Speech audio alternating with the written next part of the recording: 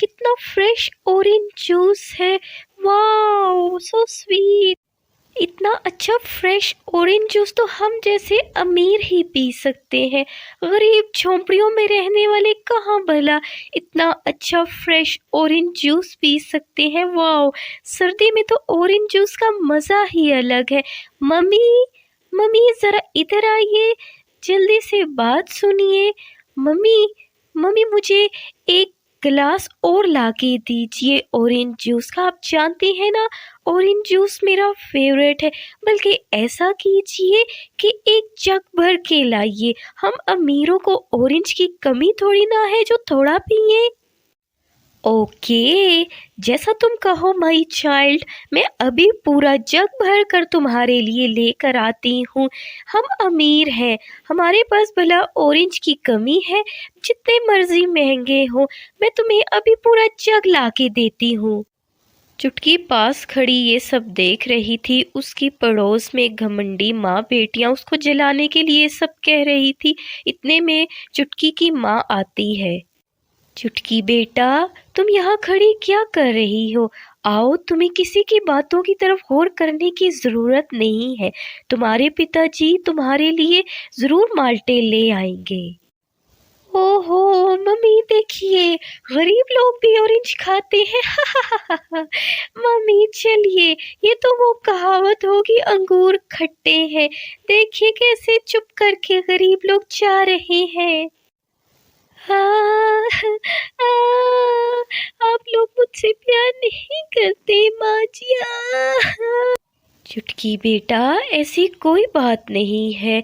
तुम जानती हो ना, तुम्हारे पिताजी मेहनत मजदूरी करके रोज के 100 रुपये दिहाड़ी कमाते हैं। हम गरीब हैं, हम भला इतने अच्छे खाने, इतने महंगे माल्टे कहाँ से ला के दें। माँ, कितने महंगे हैं आखिर कि पूरी सर्दियों में हम एक बार भी नहीं खा सकते। आप नेहा को देखिए, किस तरह मुझे जलाने के लिए पूरा जग मांग रही थी ऑरेंज जूस का, और आप मुझे एक बार भी माल्टे नहीं खिला सकते हैं। अरे अरे, क्या हो गया? मेरी प्यारी बिटिया रानी क्यों रो रही है? बताओ मुझे। पिताजी देखिए ना, नेहा आज फिर मुझे जलाने के लिए बाहर लॉन में बैठकर ऑरेंज जूस पी रही थी और अपनी मम्मी से कहती है गरीब लोग नहीं ऑरेंज खा सकते ना जूस पी सकते हैं। पिताजी मुझे भी ऑरेंज जूस चाहिए। अच्छा अच्छा मेरी बेटी, तुम रो मत। मैं कल तुम्हारे लिए जरूर ऑरेंज लेकर आऊंगा। चलो थोड़े ही सही, लेकिन तुम्हारे लिए जरूर लेकर आऊंगा। राधा, चलो जल्दी से मुझे खाना दे दो। हम बाप बेटी खाना खाते हैं, और कल मैं ऑरेंज लाऊंगा। एक तरफ राधा का गरीब परिवार था जिन्हें पूरी सर्दियां मुश्किल से रूखा सूखा खाना मिलता, लेकिन दूसरी ही तरफ उनकी पड़ोस में रहते एक अमीर परिवार था, नेहा और उसके माता पिता जो कि बहुत ही अमीर थे। हर उनके पास ज़िंदगी की आसाइशें थी, बहुत सहूलियात थी, जिसकी वजह से वो बहुत घमंड करते थे। नेहा को ऑरेंज बहुत पसंद थे, इसलिए उसके पिता बहुत से ऑरेंज उसके लिए लाते। लेकिन दूसरी तरफ चुटकी ने पूरी सर्दियां एक बार भी ऑरेंज नहीं खाए। उसके पिता ने उससे कहा था कि दूसरे दिन ज़रूर ऑरेंज लेकर आएगा, लेकिन दूसरे दिन उसके पिता चंद सब्जियां हाथ में लेकर आए, जिसे देखकर चुटकी को बहुत बुरा लगा। पिताजी ये क्या है? आप आज भी मेरे लिए ऑरेंज नहीं लेकर आए ना? आपने मुझसे झूठ बोला, आप लोग मुझसे बिल्कुल प्यार नहीं करते।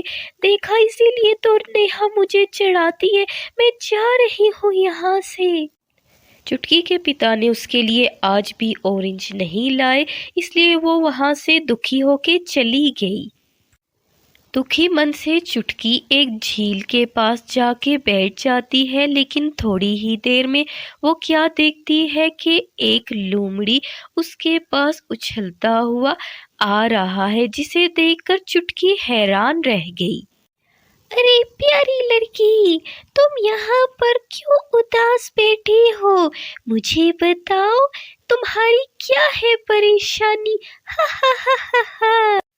अरे लोमड़ी, तुम तो हिंदी बोलना जानते हो। अब मैं तुम्हें क्या बताऊं। पूरी सर्दियां गुजर गई हैं, मैंने एक बार भी ऑरेंज नहीं खाई। मेरी नेहा पड़ोसन है ना, वो मुझे रोज ऑरेंज खा के चिल्लाती है। अरे बस इतनी सी बात, तो चलो देखो मेरा जादू। फिर लोमड़ी एक जादू करती है और वहां एक सुनहरी रोशनी आती है और उसके हाथ में एक बड़ा सा ऑरेंज आ जाता है। ये देखो, ये है एक बड़ा जादुई ऑरेंज। इसे अपने घर के बाहर हाथ में लेकर बस इतना कहना है, ए जादुई ऑरेंज अपना कमाल दिखा, कमाल दिखा, कमाल दिखा। फिर तुम इस जादुई ऑरेंज का कमाल देखना। चुटकी फिर वो जादुई ऑरेंज लेकर वहाँ से चली जाती है और अपने घर के बाहर जैसे ही वो आती है तो वो वही मंत्र कहती है, ए जादुई ऑरेंज अपना कमाल दिखा, अपना कमाल दिखा, अपना कमाल दिखा। चुटकी के वो मंत्र पढ़ते ही वहां पर एक सुनहरी रोशनी आती है और थोड़ी ही देर में चुटकी का घर एक बहुत ही सुंदर ऑरेंज हाउस में बदल जाता है और चुटकी के कपड़े भी ऑरेंज कलर की फ्रॉक में बदल जाते हैं। और चुटकी के माता पिता चुटकी ये सब देखकर हैरान हो जाते हैं कि उनका एक छोटा सा झोपड़ी घर अब बड़े से ऑरेंज घर में बदल चुका है, जिसमें हर चीज़ उनको मयस्सर है। ऑरेंज सोफ़ा है जिसे देखकर चुटकी को बहुत अच्छा लगता है। अरे ये सब तो बिल्कुल एक सपना लग रहा है। यकीन ही नहीं आता अपनी आँखों पर कि हम इस इतने जादुई बड़े से ऑरेंज हाउस में रहते हैं। चुटकी बेटा, बताओ मुझे तुम क्या खाओगी अब? माँ, हमारे इस ऑरेंज हाउस में सिर्फ ऑरेंज ही नहीं हर चीज़ मिलती है। ये जादुई घर है माँ। लेकिन आइए, जो हमारे ऑरेंज हाउस के बाहर कुर्सियाँ ऑरेंज की है, आइए उन पर बैठते हैं और वहाँ बैठकर बातें करते हैं, कुछ खाते पीते हैं, आइए। चुटकी के घर के हालात तो बदल गए थे, उनके पास अब किसी चीज़ की कमी नहीं थी। अब उसके माता पिता भी अच्छे कपड़े पहनते, चुटकी भी अच्छा खाना खाती, जो दिल चाहता ऑरेंज हाउस से ले लेते। चुटकी और उसके माता पिता बाहर बैठे थे कि नेहा उसकी फैमिली उन्हें देखती है तो चुटकी उनके पास जाती है। नेहा, तुम यहाँ खड़ी क्यों देख रही हो? आओ, मैं जानती हूँ तुम्हें हमारा ऑरेंज हाउस अच्छा लग रहा है। देखो यहाँ पर और भी ऑरेंज चेयर्स हैं। आओ, तुम भी अपनी फैमिली के साथ हमारे यहाँ पर बैठ सकती हो। आ जाए आप सब। चुटकी, तुम कितनी अच्छी हो ना। अगर इस तरह तुम्हारी जगह मुझे ये घर और ये इतना प्यारा चेयर मिलती तो मैं तो कभी ना तुम्हें भुलाती। लेकिन तुम सच में बहुत अच्छी हो। चलो, आज तुम्हारी अच्छाई ने मेरे घमंड को तोड़ दिया। आज के बाद मैं कभी गुरूर नहीं करूँगी और हम तुम अच्छी और पक्की सहेलियां बनकर रहेंगी, ठीक है? और तुम्हारी ये ऑरेंज चेयर्स भी बहुत सुंदर है और तुम्हारा ये ऑरेंज हाउस भी। इस तरह चुटकी की अच्छाई से चुटकी और नेहा दोनों अच्छी सहेलियां बन गई और चुटकी की उनके परिवार की पूरी गुर्बत भी ख़त्म हो गई और उनका रहन सहन भी अब अच्छा हो गया था। तो दोस्तों, कैसा लगा आपको हमारा ये ऑरेंज हाउस?